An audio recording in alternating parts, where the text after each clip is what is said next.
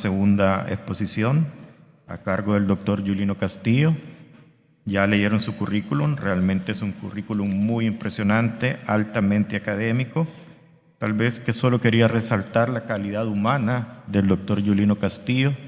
Nosotros lo consideramos como un hermano de la República Dominicana, es miembro honorario de la asociación y realmente para nosotros, pues cuando estamos planificando el temario del programa de la asociación, pues siempre lo tenemos en mente, en primer lugar, ¿verdad? Y gracias a él porque siempre ha estado dispuesto a apoyarnos y sin ningún interés, ¿verdad? Nos ha apoyado en las diferentes actividades. Así es que, pues nuevamente, bienvenido, doctor Yulino Castillo, ¿verdad? Que lo consideramos como un hermano y él nos va a disertar acerca de síndrome cardio-reno-metabólico, estado del arte, y realmente es un arte porque involucra 3 de las subespecialidades sumamente importantes de la medicina interna. Así es que dejo con ustedes al doctor Yulino Castillo. Bienvenido.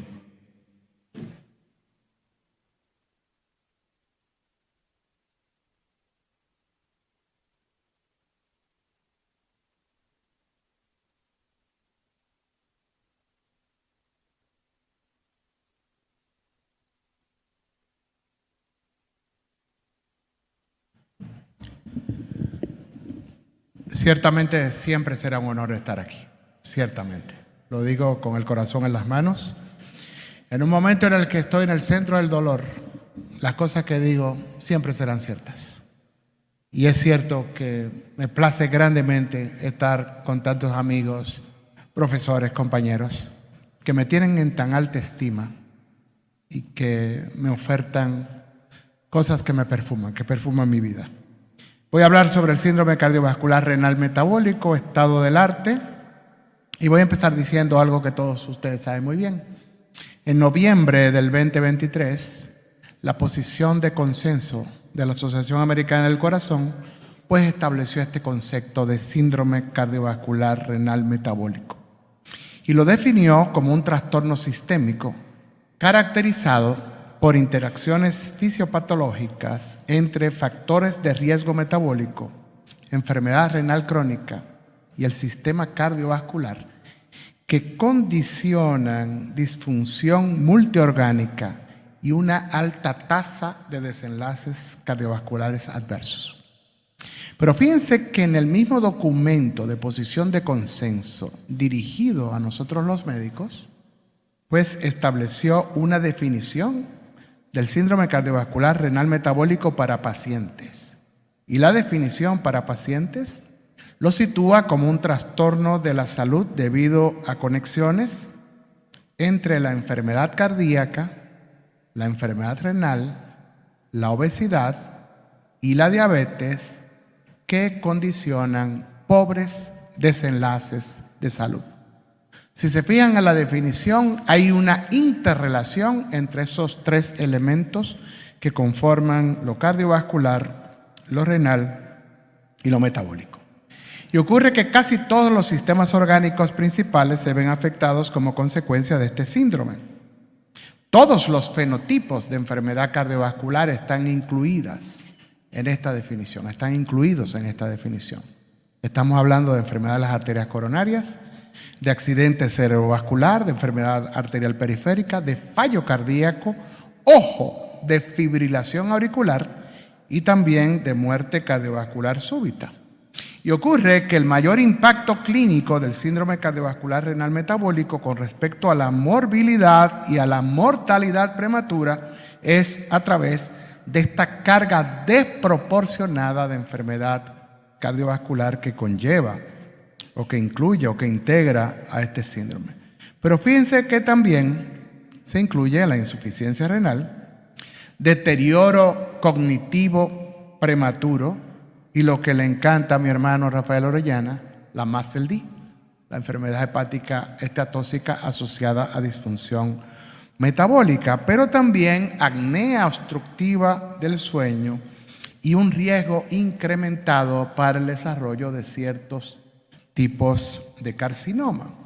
Y finalmente, la carabela, ejemplificando la mortalidad prematura. Mortalidad prematura. Y de hecho, la mayor consecuencia clínica del aumento del riesgo de enfermedad cardiovascular en este síndrome es una reducción de la supervivencia. Fíjense, cuando tenemos o nos enfrentamos a un individuo que tiene obesidad grado 3, con un índice de masa corporal muy incrementado, arriba de 40 kilogramos sobre metro cuadrado, la expectativa de vida de ese individuo se reduce en 8 a 10 años. Viven 8 a 10 años menos. Y los diabéticos tienen una expectativa de vida que es 13 a 14 años más corta que aquellos individuos que no tienen esta condición. Antes se decía 6 a 7 años. Ahora estamos hablando de 13 a 14. Y en los pacientes con insuficiencia renal crónica, con enfermedad renal crónica en estadio 4, que tienen una tasa de filtración glomerular entre 15 y 29 mililitros por minuto por 1.73 metros cuadrados de superficie corporal, la expectativa de vida es más de 20 años más corta que aquellos individuos que tienen una tasa de filtración glomerular arriba de 90 mililitros por minuto. Es decir, que las condiciones que integran este síndrome cardiovascular renal metabólico están asociadas a una reducción de la expectativa de vida, que en el mejor de los casos es de por lo menos 8 años. Condiciones que integran el síndrome cardiovascular renal metabólico, obviamente la enfermedad metabólica. Y tengo que empezar por ahí, porque los que estamos aquí somos eminentemente metabólicos. Y nos gustan los dismetabolismos, ¿verdad que sí? Bueno, pues fíjense que la disfunción del tejido adiposo, este tejido adiposo excesivo o disfuncional es el elemento central en la fisiopatología del síndrome, como veremos más adelante con detalle. Hay un incremento en la lipólisis del tejido adiposo, se incrementan las concentraciones de ácidos grasos libres circulantes. ¿De qué estamos hablando? De lipotoxicidad. Pero también hay un imbalance, un desequilibrio de citoquinas. Aumentan las citoquinas que son proinflamatorias y disminuye la adiponectina, que ustedes saben que es antiinflamatoria, antiaterogénica, insulinosensibilizadora. Resistencia a la acción de la insulina, disminuye el flujo sanguíneo del músculo esquelético y la dislipidemia aterogénica, característica de la condición, con la tríada de hipertrigliceridemia, LDL pequeñas y densas, reducción de las HDL. Enfermedad cardiovascular. Se gesta el ambiente propicio para que ocurra enfermedad aterosclerótica. Pero fíjense también calcificación vascular íntima media y trastornos miocárdicos. Disfunción sistólica, disfunción diastólica, miocardiopatía diabética en aquellos individuos que tienen esa condición, hipertrofia del ventrículo izquierdo, fibrosis miocárdica, calcificación no solamente del complejo íntima media, sino calcificación valvular y enfermedad no solamente macroangiopática, sino también microangiopática. Y en el contexto de la enfermedad renal crónica, la tríada de hiperfiltración, hipertensión e hipertrofia glomerular, que matiza a estas alteraciones renales, disrupción o alteración del feedback túbulo glomerular y acumulación excesiva de matriz extracelular. Ustedes saben que si hay acumulación excesiva de matriz extracelular, pues habrá una fibrosis túbulo intersticial y finalmente el desarrollo de glomeruloesclerosis. ¿Qué nos plantearon en esta gráfica que le ha dado ya la vuelta al mundo en varias ocasiones los cardiólogos de la American Heart Association en su documento original en cuanto a la fisiopatología del síndrome cardiovascular renal metabólico? Se lo voy a dejar para la siguiente diapositiva. En esta yo le voy a mostrar la que me gusta a mí, porque tenemos que tener elementos personalistas, ¿verdad? Ya nos pusimos viejos. Enfermedad metabólica, tejido adiposo excesivo disfuncional, aumenta la lipólisis del tejido adiposo, se incrementan ácidos grasos libres. Disregulación o desequilibrio de citoquinas, disminución del flujo sanguíneo muscular, insulinoresistencia y dislipidemia. Todo ello se conjuga ¿para qué? Para gestar el ambiente propicio para que ocurra hiperglucemia y formación de los famosos AGEs, de los productos finales de glicosilación avanzada. Pero también lipotoxicidad y disfunción mitocondrial y estrés del retículo endoplásmico. Cuando hay disfunción mitocondrial, estrés del retículo endoplásmico, ¿qué hacen estos organelos disfuncionantes? Producen especies reactivas de oxígeno, sobre todo anión superóxido, estrés oxidativo. Se activa el sistema renina-angiotensina-aldosterona y el sistema nervioso simpático. Hay anomalías en el manejo celular del calcio, disfunción del endotelio vascular y una inflamación de bajo grado sistémica, pero también en la vasculatura, inflamación de bajo grado y alteración en los péptidos natriuréticos, como estamos viendo ahí, ARP y BNP. ¿Qué estoy diciendo? Que hay un ambiente sombrío que se gestó en función de estas alteraciones que se inician con la disfunción del tejido adiposo, con lo que algunos llaman adiposopatía. Un ambiente oscuro que predispone o favorece el desarrollo de enfermedad cardiovascular, enfermedad renal, y todo ello un ciclo reverberante. Fíjense que las flechas están en ambos sentidos. Es decir, hay una autoperpetuación de los procesos metabólicos que se ve influenciada o potenciada por la propia enfermedad cardiovascular y la enfermedad renal que gestan, y que también hay una llave de doble vía entre enfermedad cardiovascular y enfermedad renal crónica.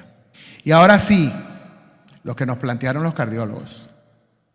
Miren lo que nos dicen los cardiólogos del American Heart, que todo se inicia con el tejido excesivo, adiposo excesivo y disfuncional, y el desequilibrio de citoquinas. Esa es la característica fundamental. Y que eso gesta el ambiente propicio para que se genere hipertensión, dislipidemia aterogénica, síndrome metabólico y diabetes.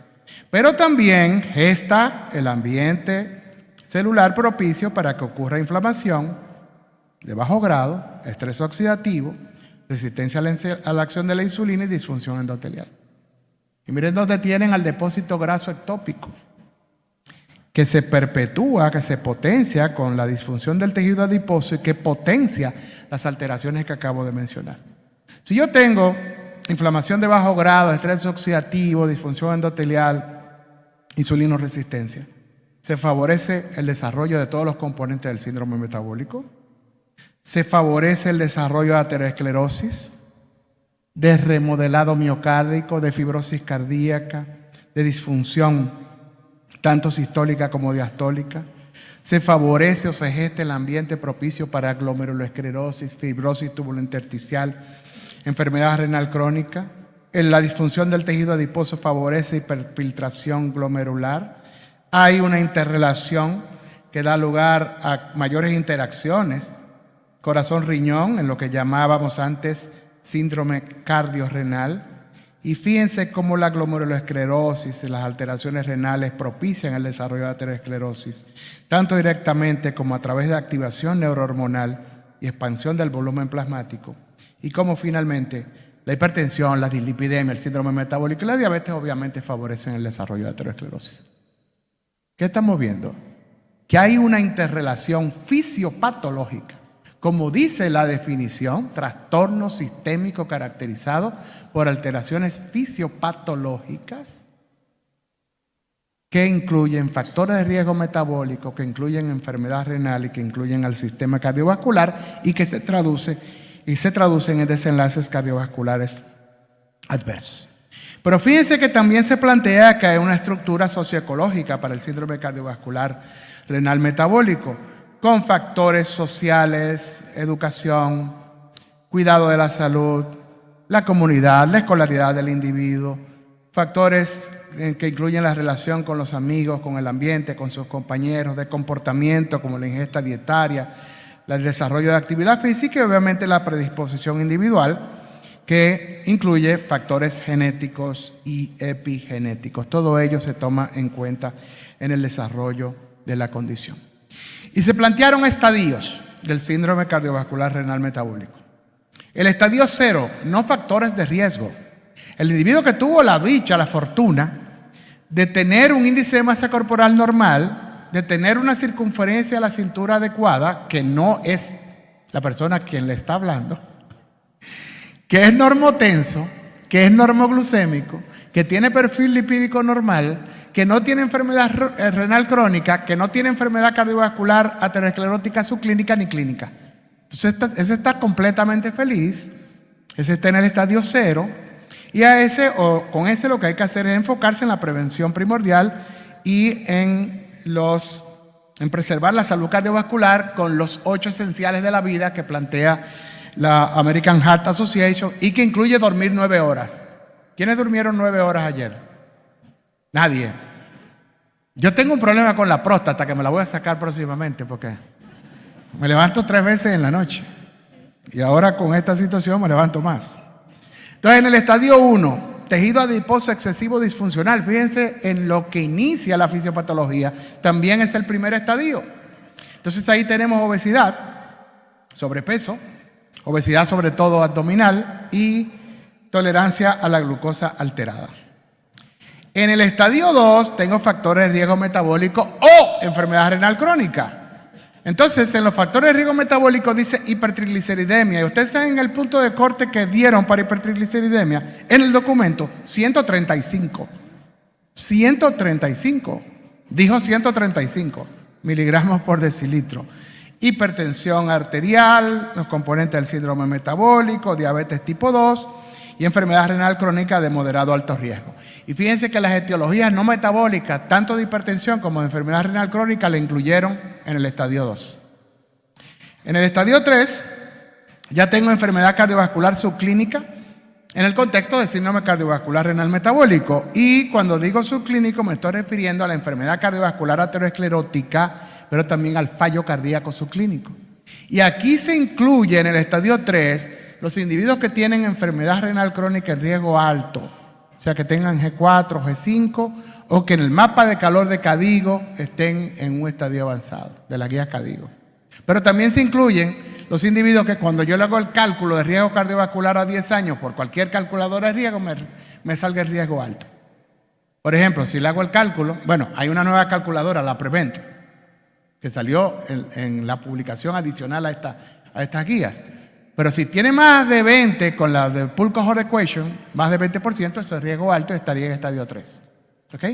Y en el 4, ya tiene enfermedad cardiovascular clínica evidente en este contexto. Enfermedad de las arterias coronarias, ACV, enfermedad arterial periférica, ojo, fallo cardíaco ya clínicamente manifiesto y ojo, fibrilación auricular, que también está incluido aquí. Prevalencia de los estadios. ¿Qué cantidad de personas en Estados Unidos? Miren, la muestra fue de 33,000 y tantos adultos de más de 20 años. ¿Cuántos individuos estaban en estadio 0? A las mujeres les va mejor siempre, 15%. Están en estadio 0, no tienen nada. Y en los hombres, 8% nada más.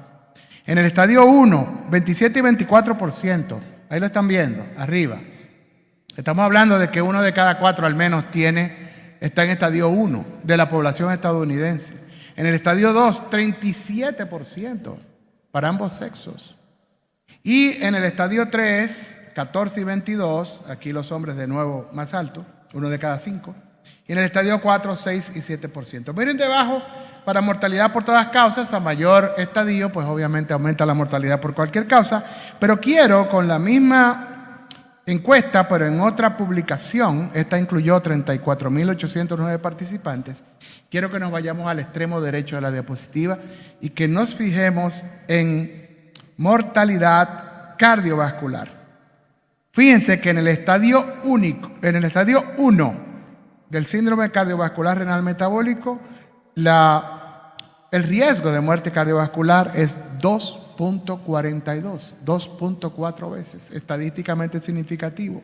En el estadio 2, 2.96, casi 3 veces de incremento de mortalidad cardiovascular. En el estadio 4, 7.6 veces. Y en el estadio 3, y en el estadio 4, 10.5 veces. Es decir, que a mayor estadio, mayor riesgo de mortalidad por cualquier causa y de mortalidad cardiovascular hasta 10 veces en el estadio 4 del síndrome. ¿Cuáles factores elevan el riesgo de que progrese un estadio a los siguientes estadios de síndrome cardiovascular renal metabólico? La historia familiar es fundamental. Si tengo historia familiar de diabetes o de fallo renal, eso es riesgo para que progreses, ni que te quites, porque los genes son los genes. Como dice un paciente amigo mío, lo único que te dejan es diabetes y triglicéridos altos. ¿Por qué no me dejaron cuartos?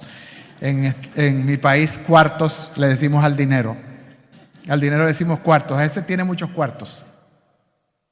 Trastorno del sueño, apnea obstructiva del sueño, carga elevada de determinantes sociales para la salud y a veces se nos olvida trastornos inflamatorios crónicos. ¿Cuáles? Psoriasis, se nos olvida. Artritis reumatoidea, se nos olvida. Estamos muy metabólicos, ¿verdad? Bueno, artritis reumatoidea. Lupus eritematoso sistémico e infección por HIV y SIDA. Y también potenciadores de riesgo que son específicos de género. ¿Como cuáles? Como menopausia prematura, aquella que se presenta de manera espontánea antes de los 40 años de edad. ¿Como cuáles? Como síndrome de ovarios poliquísticos. ¿Como qué? Como hipertensión inducida por el embarazo, hiperclampsia, eclampsia. ¿Como qué? Miren cómo está el signo masculino, como la disfunción eréctil. ¿Cómo? La disfunción eréctil hace que progrese. Anda al diablo. Me hubieran dejado nada más con la disfunción eréctil. Además voy a progresar en los estadios de la enfermedad renal, del síndrome cardiovascular renal metabólico. Trastornos mentales, ansiedad, depresión. Proteína C reactiva elevada, mayor o igual a 2 miligramos por litro. Y el grupo demográfico de alto riesgo, la etnia asiática. Y el nivel socioeconómico bajo. Estamos entre amigos, el que está jodido de todas formas. Nivel socioeconómico bajo. Además voy a progresar. Qué dificultad. Enfoque de escrutinio o de detección del síndrome cardiovascular renal metabólico. Plantean que en los menores de 21 años hagamos un escrutinio para sobrepeso y obesidad utilizando tablas. Ellos dicen, los del CDC, lo escribieron los gringos. Si en cada país hay tablas de estas cosas, pues utilizarlas, ¿no? Y sería hacerlo anualmente. Evaluación de la presión sanguínea. Fíjense, se inicia a la edad de 3 años. Entonces habría que estarle midiendo la presión anualmente para niños sin factores de riesgo. En cada consulta para niños que tengan diabetes, sobrepeso, obesidad, enfermedad renal o cardíaca estructural. Ya ahí los pediatras estarían involucrados en ese proceso. Escrutinio de salud mental, del comportamiento y de los determinantes sociales de salud en todos los niños. Y el panel lipídico. ¿En qué momento le pido un panel lipídico a un niño? A los 2 años. Pero a los 2 años, tan chiquitos. A los 2 años se lo pido si tiene historia familiar de enfermedad cardiovascular prematura o si la familia tiene hipercolesterolemia importante que sugiera hipercolesterolemia familiar heterocigota, por ejemplo. Y si no tiene eso, no es a los 2 años, es entre los 9 y los 11. Y si está bien el perfil lipídico entre los 9 y los 11, se lo puedo repetir, y se lo debo repetir entre los 17 y los 21 años de edad. Glucosa plasmática en ayunas, prueba de tolerancia a la glucosa, hemoglobina 1C, transaminasas, iniciando entre los 9 y los 11 años de edad. Si es normal, se lo repito cada 2 o 3 años para todos los niños obesos. Y se lo voy a repetir cada 2 o 3 años en los que no tienen obesidad, pero sí tienen sobrepeso, sí tienen todo lo otro que están viendo ahí, historia familiar de enfermedades relacionadas con la obesidad, tensión arterial o niveles de lípidos elevados y uso de tabaco. Ojalá que no fumen los niños, ¿verdad? Y en los adultos, escrutinio para determinantes sociales, la medición del índice de masa corporal y de la circunferencia de la cintura anualmente, el escrutinio para los componentes del síndrome metabólico. Miren, en el estadio 0, medirlo cada 3 a 5 años. En el estadio 1, o si hay historia de diabetes gestacional, cada 2 o 3 años. Y se está en el estadio 2 anualmente. El escrutinio para fibrosis hepática avanzada relacionada más el D, hay que utilizar, como decía Rafa en la mañana, el FIT4. Yo tengo una diapositiva que dice, padre, he pecado. Y el padre le dice, ¿cuál ha sido tu pecado, mi hijo? Dice, no le mido el FIT4 a mis pacientes. Y dice, que el diablo te lleve. hay que calcular el FIT4. Como decía, a todos estos individuos hay que calcular el FIT4. Está en nuestro teléfono inteligente. Le pone la edad, le pone las transaminasas y le pone la plaqueta y te da un número. Más de 1.3 hay problemas. Entonces tenemos que trabajar sobre esa base. Y esto cada 1 a 2 años para individuos con diabetes, prediabetes o 2 o más factores de riesgo metabólico. Evaluar la relación albúmina-creatinina urinaria, la creatinina sérica, cistatina C en el caso de que esté disponible para un estadiaje cádico preciso. Y esto hay que hacerlo anualmente con aquellos que tienen un estadio 2 o más del síndrome y más frecuentemente en aquellos con mayor riesgo cádico.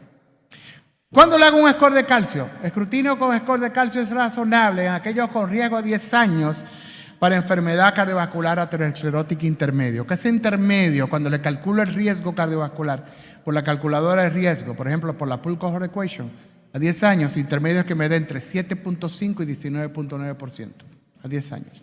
Entonces ahí se lo mido para guiar, le pido el score de calcio para guiar la intensificación de la terapia.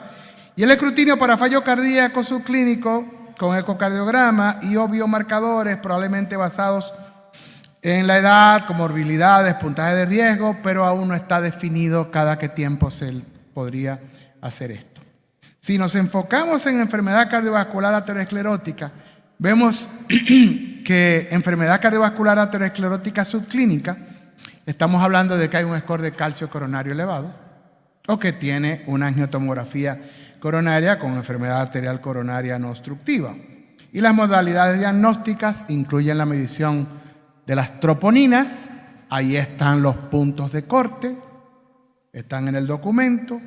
Cuando el calcio coronario es mayor de 100, estamos hablando de que el riesgo a 10 años es al menos de 7.5%. Cuando está más de 300 es equivalente a que ya le haya dado un infarto. Y el stress test, que en los renales crónicos habitualmente no se hace por problemas de movilidad y porque ya la mayoría tienen elementos en ese sentido. El fallo cardíaco subclínico, biomarcadores elevados. El que más usamos es el NT-proBNP, ¿verdad? El punto de corte, más de 125 picogramos por mililitro, hay problemas. Los otros ya vimos los puntos de corte abajo a la izquierda en la diapositiva para troponina T o I elevadas y si hay hallazgos electrocardiográficos. Y de muy alto riesgo G4 o G5 para enfermedad renal crónica. Y ahí están los magníficos 3. Los magníficos 3 son las estatinas, los inhibidores del SGLT2, eso es invento mío, y agonistas receptores LP1, porque los 3 agentes han mostrado tener beneficio cardiovascular y sobre la mortalidad comprobado en estudios aleatorizados y controlados. Ayer decía mi hermanazo, Carlos Alballero, que el síndrome debería llamarse síndrome cardiovascular renal hepático metabólico. Bueno, pues miren ahí cuál es la propuesta que hacen este grupo de investigadores para hablar de síndrome cardiovascular renal hepático metabólico. Miren, en el estadio 2 le agregan al estadio 2, a los elementos que ya definimos, O más el D con fibrosis grado 0 o grado 1. Se lo están agregando en amarillo en el estadio 2. Y en el estadio 3, más el D con fibrosis mayor o igual a 2. ¿Y qué hacemos con el estadio 4? Fíjense que el estadio 4 se divide en 4A cuando no hay fallo renal y en 4B cuando hay fallo renal.